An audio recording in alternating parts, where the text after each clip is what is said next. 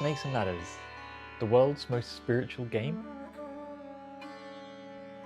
So you're probably familiar with the children's game Snakes and Ladders. I'm sure you played it when you were a kid. It's a simple race game where you roll a dice and you try to get to the top as quickly as possible. But really it's all just based on luck, because whoever gets the highest rolls of the dice wins the game. How can it possibly be the world's most spiritually meaningful game? Possibly one of the most meaningful games ever invented. Well, that's what I'm going to tell you in this video, and it might not be what you expect.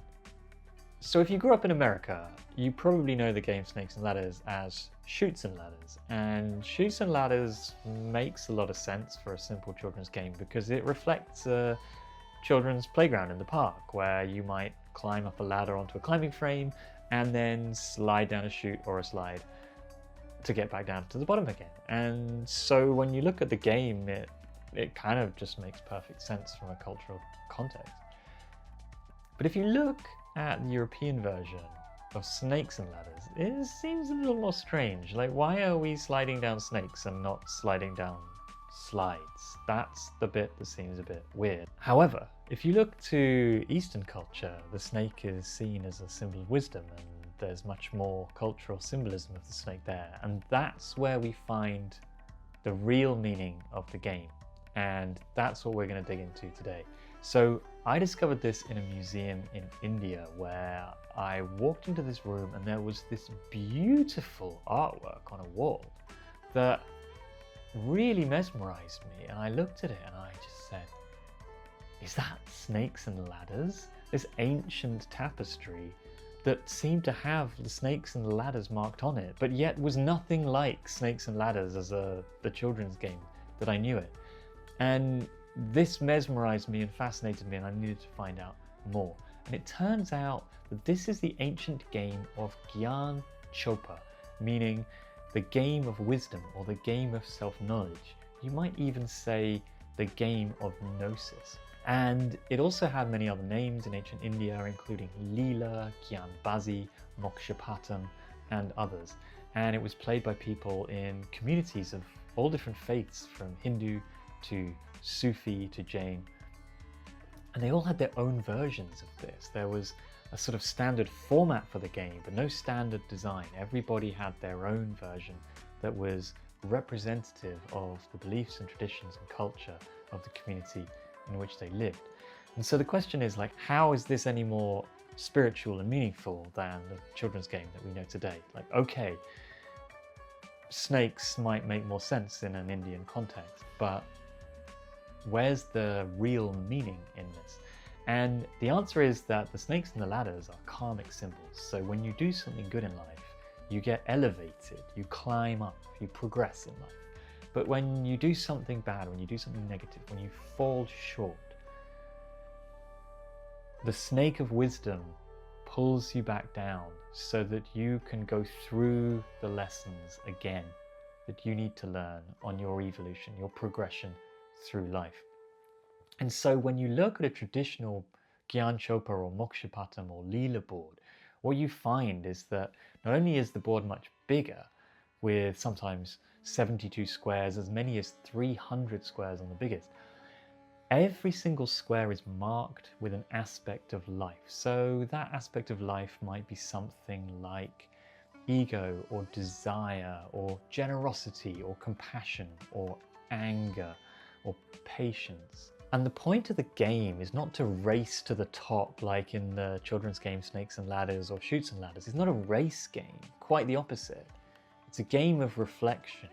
So every time you land on a square of the board, your job is to reflect on, why have I landed on this? What's the real significance of this to me and my life? And to spend time reflecting on that, share with the group what you feel is relevant to you and why you've landed there. And so it's a game of inner inquiry, of learning about yourself, learning about life, learning the principles of life, but also deepening connection with other people, deepening trust and learning from each other in a community. And so you can see now how this is deeply meaningful, and each culture would embed its own spiritual, religious, moral beliefs into the meaning of the tiles on the board that you would pass through on your way from the first tile on the board, which represents birth at the bottom, entering into the human life. And you would then pass up through the layers of human life as you progress on your journey as a soul through a human lifetime to eventually reach enlightenment at the top of the board. So how did we end up with this like simplified, meaningless game of snakes and ladders or chutes and ladders? And the answer is that during the British colonization of India, British people in India came across this game. This clearly fascinated some people, and they thought this was a great idea for a game, and they brought it back to England, and it initially entered Victorian society as a game of virtues and vices, and it was a simplified board compared to the Indian version. And then this got simplified further into a children's game where they stripped out the virtues and vices entirely, and it became just snakes and ladders or chutes and ladders. And it went on to become one of the most popular games ever invented. I think most people in many countries, not just in the West, but it's also in India.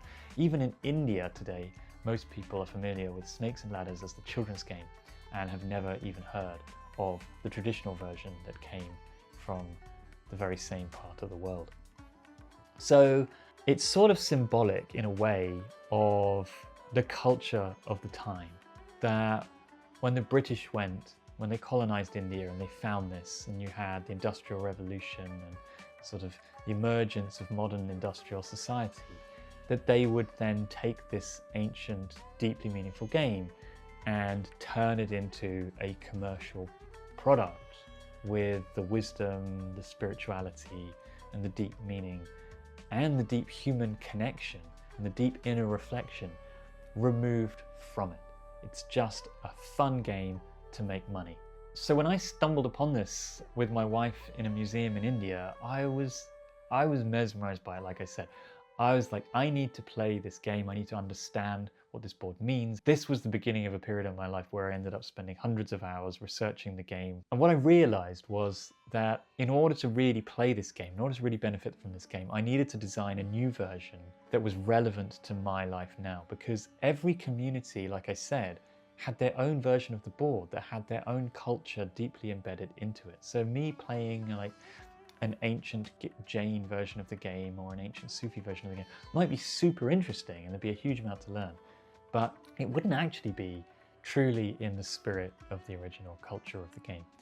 And so actually what I felt was that what I really need to do is I need to create a new version for here and now that I can play with my wife, with my friends, with people close to me, and we can use this in our own exploration of life and learning about ourselves and each other. So the version of the board that I created includes European concepts as well as Eastern concepts, including the chakra system, which some of the Indian versions, the ancient Indian versions, included the chakra system at the spine of the board. So the board was not just a map of life, but it was also a map of the human being. And there was never any intention to make this available to other people. It was just for personal exploration. But friends kept saying, when are you going to make this available to other people? And so that's what we've done. And it's available on our website, gyanchaupar.co.uk, where there's a few different versions of it. If this sounds like something that really intrigues you, that resonates with you, and you feel excited by it, and you would like to try playing this ancient game in a format that is tailored to our modern society, have a look, hop over to the website, there's a link in the description, and give it a go. Really, I'm just passionate about the game, and I'm glad that you took the time to watch this video, learn all about the origins of Snakes and Ladders, why it's such a deeply meaningful game, and hopefully, if nothing else, whenever you see Snakes and Ladders from now on, you'll never look at it in quite the same way ever again.